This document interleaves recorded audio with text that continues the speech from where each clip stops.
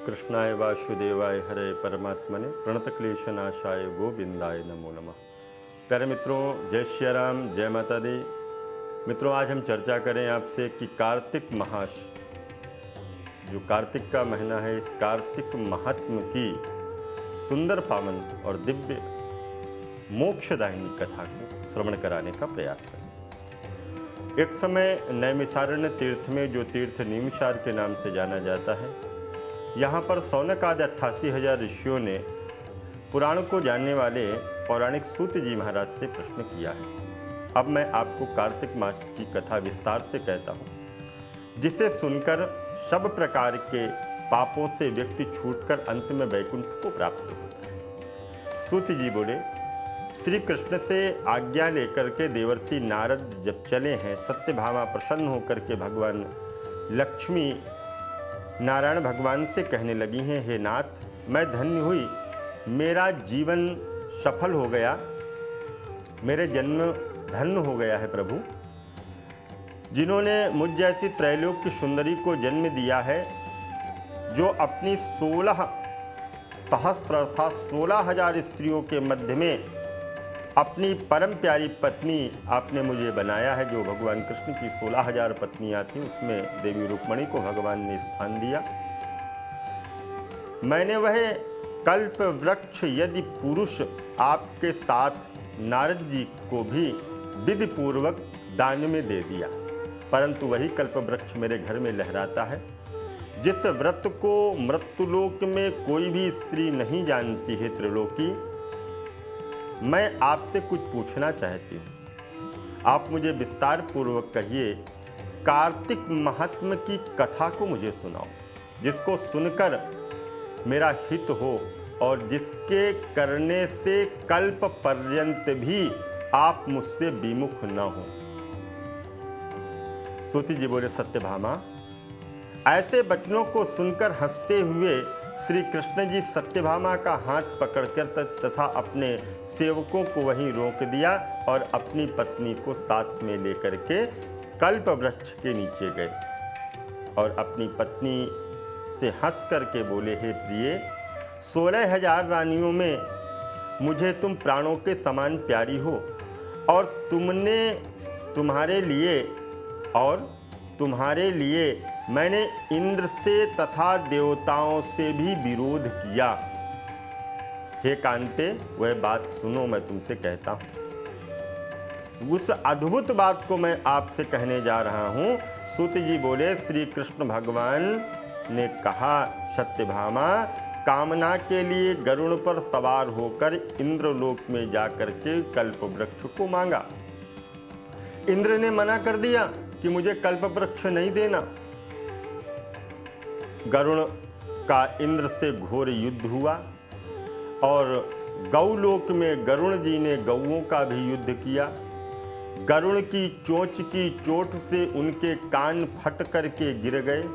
उनके रुधिर से 3 वस्तुएं उत्पन्न हुई, कान से तांबूल, पूंछ से गोभी और खून से मेहंदी। यह 3 गाय के कानों से जो रक्त गिरा गरुड़ से युद्ध करने में, वो चीजें बनी। तब गौओं ने भी क्रोध करके गरुड़ को भी लताड़ा है, मारा है, और उनके पंख टूट करके गिरे हैं। जो टूटे हुए पंख गिरे हैं पृथ्वी पर, इनके पहले पंख से नीलकंठ हुआ, दूसरे पंख से इनके मोर हुआ, और तीसरे पंख से इनके चकवा और चकवी नामक जो पक्षी हैं वो उत्पन्न हुए। मैंने पिछले जन्म में ऐसा कौन सा दान तप किया था, मेरा ऐसा कौन सा स्वभाव था, तथा मैंने क्या तप किया था कि किसकी मैं पुत्री थी और मुझे मृत्युलोक में जन्म लेना पड़ा। मैंने ऐसे कौन से शुभ कर्म किए जिससे आपकी अर्धांगिनी हुई हूँ। हे कृष्ण, भगवान कृष्ण ने कहा कि देवी सुनो, जो तुमने पूर्व समय में सतयुग के अंत में मायापुरी में अग्निहोत्री देव शर्मा नामक एक ब्राह्मण के यहाँ पर जो वेद वेदांत के ज्ञाता थे, उनके यहाँ पर तुमने जन्म लिया। वह रोज अतिथियों की सेवा करते थे, हवन करते थे, भगवान सूर्य की पूजा किया करते थे। उनका तेज सूर्य के समान था और उनके वृद्धावस्था में गुणवती नाम की कन्या हुई। उसका जो गुणवती कन्या हुई उसका विवाह उस पुत्रहीन ब्राह्मण ने चंद्र नाम के अपने शिष्य के साथ में कर दिया। चंद्र को अपने पुत्र के समान मानता था, चंद्र भी उसे अपने पिता के समान मानने लगा। एक दिन वे दोनों कुश और समिधा लेने के लिए वन में गए।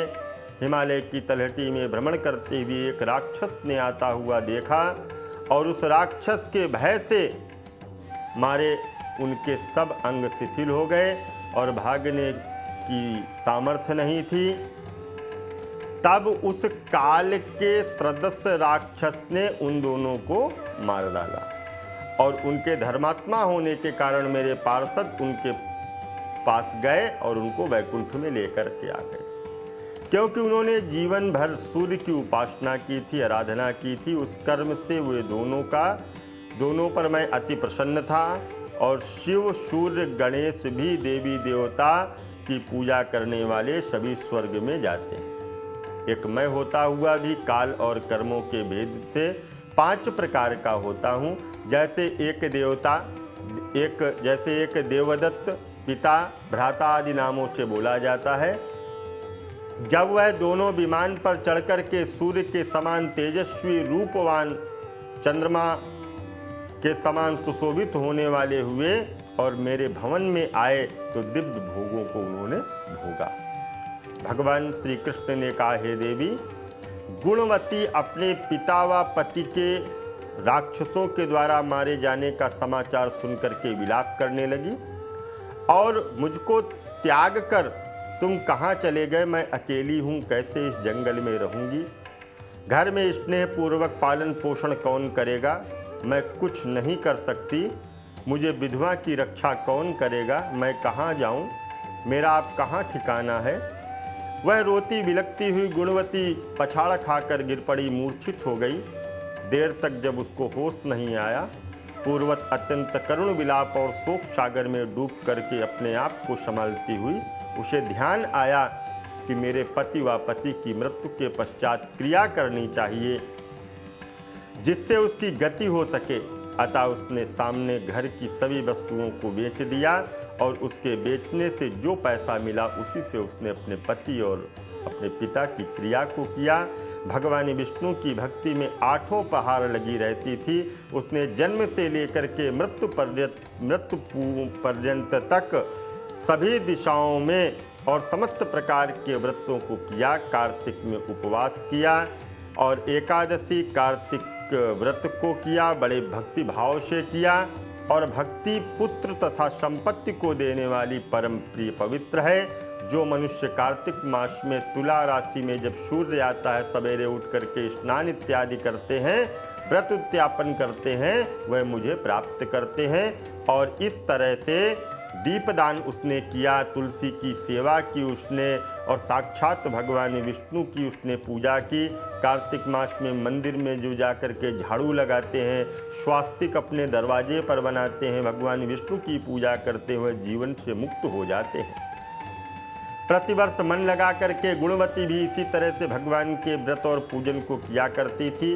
किसी समय गंगा स्नान के लिए चली और गंगा तक पहुंची थी, किंतु शीत के मारे और बूढ़ी होकर के कांपने लगी थी, एकदम शिथिल हो गई। तब भगवान के पार्षद दूतों ने उसको मेरे धाम में ला करके रख दिया। वह मृत्यु को प्राप्त हो गई। आजीवन उसने भगवान के व्रत को किया और इसी कारण से वह जो पूर्व जन्म में गुणवती थी, उसने जब व्रत और पूजन किया, कार्तिक मास का प्रभाव इतना था कि मेरा और तुम्हारा कभी वियोग नहीं होगा। इस प्रकार जो भी कार्तिक मास का व्रत करेगा, मुझे तुम्हारे ही समान प्रिय होगा। और तुमने जो दूसरे जन्म में जप तप आदि किया, कार्तिक का व्रत इत्यादि किया था, यानी कार्तिक मास के व्रत के प्रभाव से 16वां भाग भी अगर तुमको प्राप्त हो गया, तो इसी कारण से देवी तुम सत्यभामा वही पूर्व जन्म जो कृष्णचंद्र महाराज से आपने पूर्व जन्म के पुण्य का प्रभाव सुना था, वही तुम मेरी पत्नी इस जन्म में बनी हो। तुमने वो कार्तिक का पावन व्रत किया था, इस कारण से तुमको इस जन्म में मैं प्राप्त हुआ हूँ। इस तरह से भगवान ने दिव्य कथा भगवती सत्यभामा जी को सुनाई है और आगे की कथा हम लोग कल के प्रसंग में सुनेंगे। तब तक के लिए दीजिए इजाज़त। जय माता दी, जय माता दी।